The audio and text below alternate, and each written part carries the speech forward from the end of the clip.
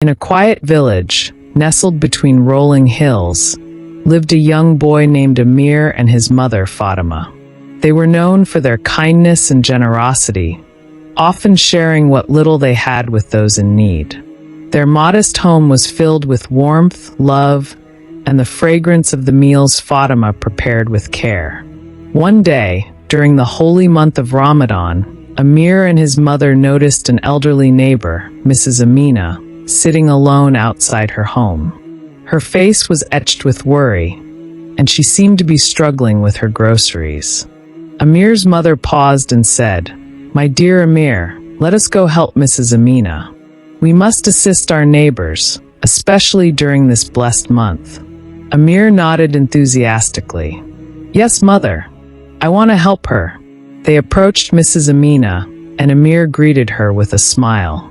"Hello, Mrs. Amina. Can we help you with your groceries?" Mrs. Amina looked up, surprised but grateful. "Oh, dear children, that would be wonderful. Thank you for your kindness."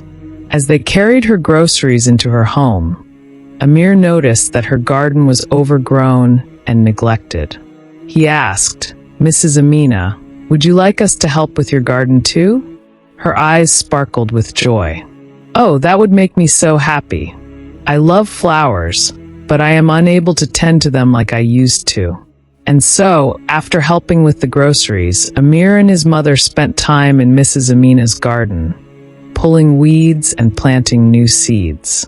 They worked until the sun began to set, and the sky was painted with hues of orange and pink.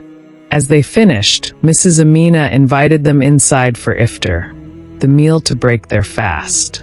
The table was filled with delicious food, and Amir and Fatima were touched by her hospitality. During the meal, Mrs. Amina shared stories from her youth, filling the room with laughter and warmth.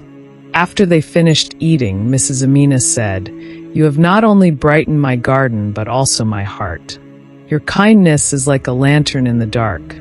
Amir's eyes widened.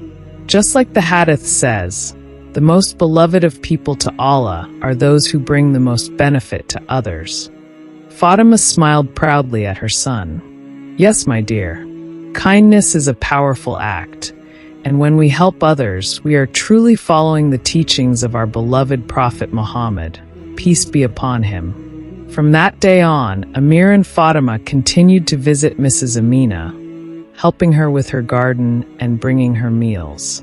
Their small acts of kindness created a bond that filled their hearts with joy and gratitude.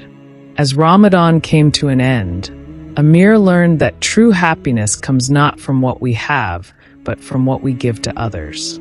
The lantern of kindness that they had lit in Mrs. Amina's heart shone brightly, illuminating their village and inspiring others to follow in their footsteps.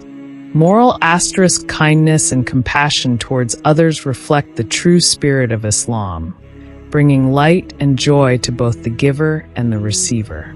Assalamu alaikum.